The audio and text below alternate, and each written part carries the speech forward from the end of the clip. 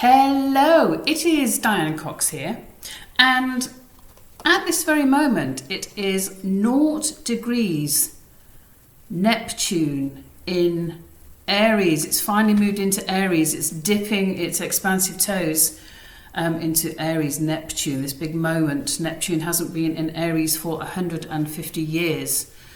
And it's a nice big shift of energy at the moment, if you're feeling it. And I thought I'd do a little card for this lovely ritualistic movement of this great planet. It is going to be moving in and out. You know how these planets often do, move into Aries and then go back into Pisces, a bit retrograde. And so it's very interesting because Neptune is going to be going over this 0 Aries point, this new beginning, then just take a step back into Pisces. Let's think about it. New beginning. I suppose it gives you a good opportunity to go, okay, what is this new beginning and how am I going to plan for it?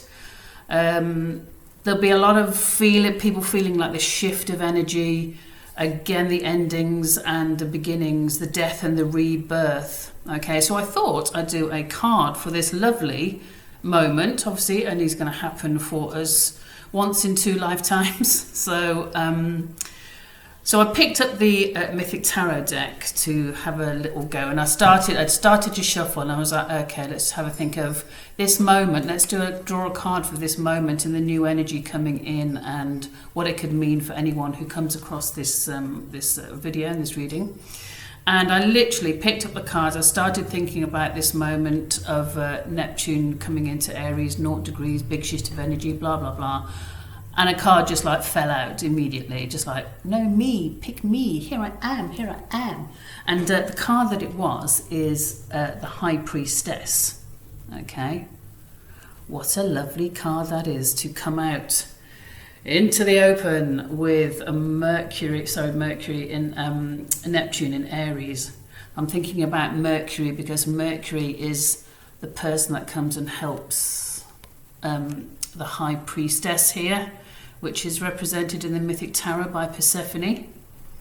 So let's just break this down a bit. What could this possibly mean? Well, Persephone, in this myth, she basically gets captured, kidnapped by Hades, and he drags her into the underworld because he's enamored with her beauty.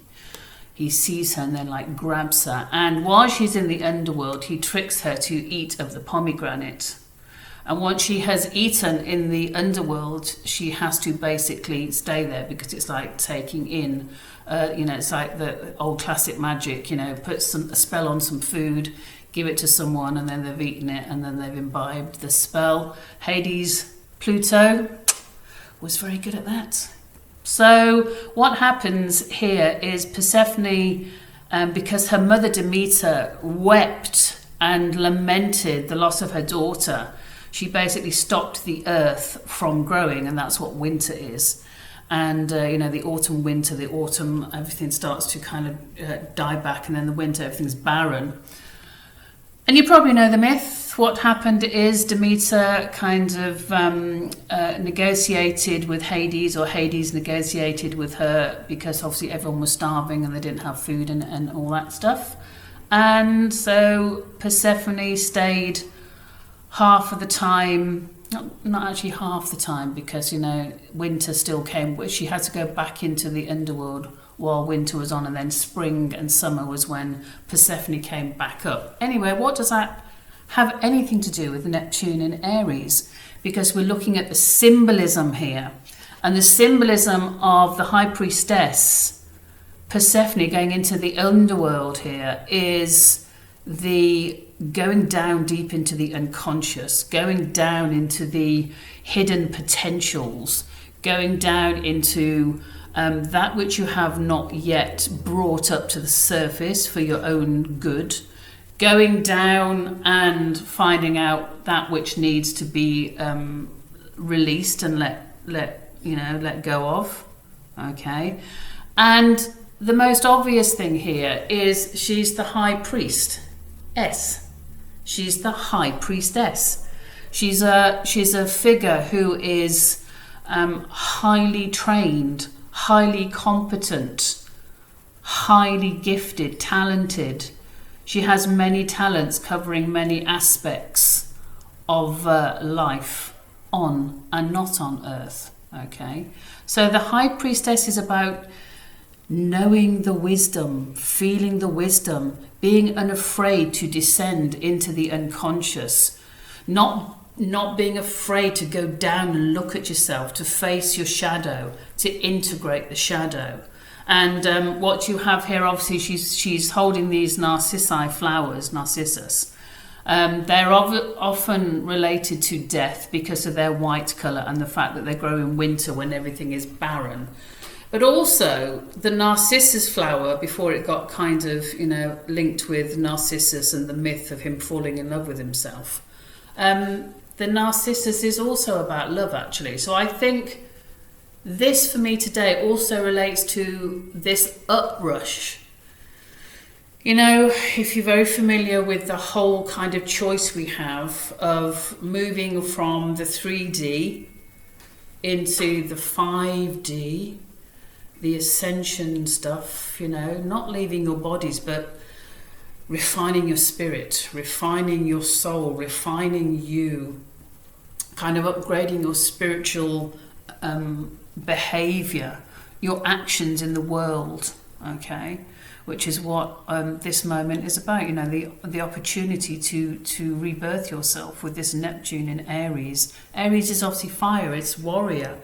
It's the kind of, it's going to be very interesting as it moves into Aries as it has, and then back into Pisces, because in Pisces, I've said this before in other videos, it's all kind of accepting and visionary, and it's so tolerant, and anything goes, and it's all a bit, within a utopian vision. You've also got things that are basically kind of out of whack and filled and based on disillusion and illusion, and basically this kind of strange, foggy confusion. Neptune can be very confusing in that fog that can surround humanity and the planet and Earth. And so when Neptune goes into Aries, it's suddenly the fog clears. It's like, WTF are we doing here?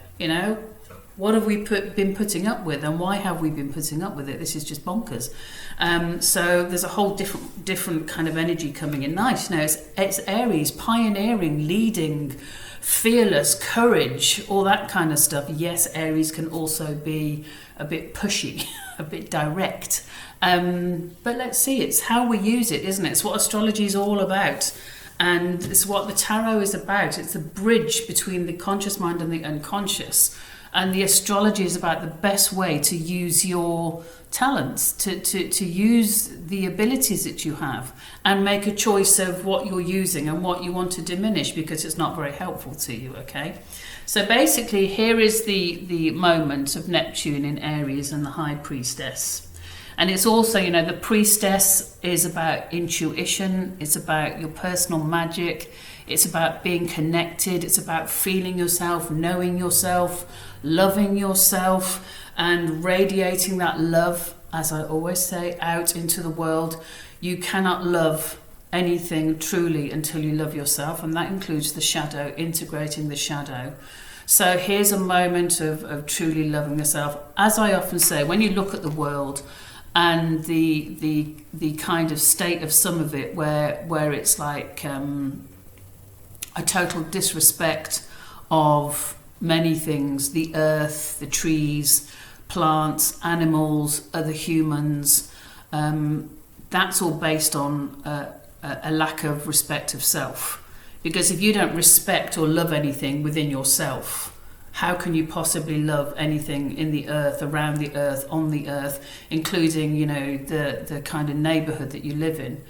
If there's a whole neighbourhood where people leave their garbage and rubbish and trash on the roadside constantly, there's a whole sign there, isn't it? This is how this little area feels about themselves. They need an uplift, they need a boost. If you're going to care for something, you need to care for yourself first.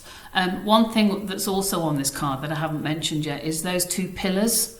The two pillars that often represent mercy and severity. And, you know, the shadow and the light, the dark and the light. In this deck, it's also related to destructive forces and creative forces, the difference of destructive and creative, or we could say destructive and constructive. Okay, so and obviously the middle path being that of integrating it again, because in order to clear the way, destructive again, you know, death, creative, constructive, birth, rebirth. So it's that whole cycle. So there you go. There's a card for this moment of this historical moment of Neptune putting its toes into Aries for the first time in 150 years. It went into Aries 165 years ago. So yeah, it's a very nice moment of something a little bit different, isn't it? And something kind of to feel, you know, in order to feel, you have to kind of have a bit of silence, and you have to go inside and just kind of get into nature and stop bombarding your mind with what everybody else wants you to think, so you can actually access what you want to think, how you feel your body is, your thoughts are. You know, when you're constantly bombarded by everything else, how can you really go, look, what do I actually think here? What's my truth here? What's my authenticity here? And he said authenticity.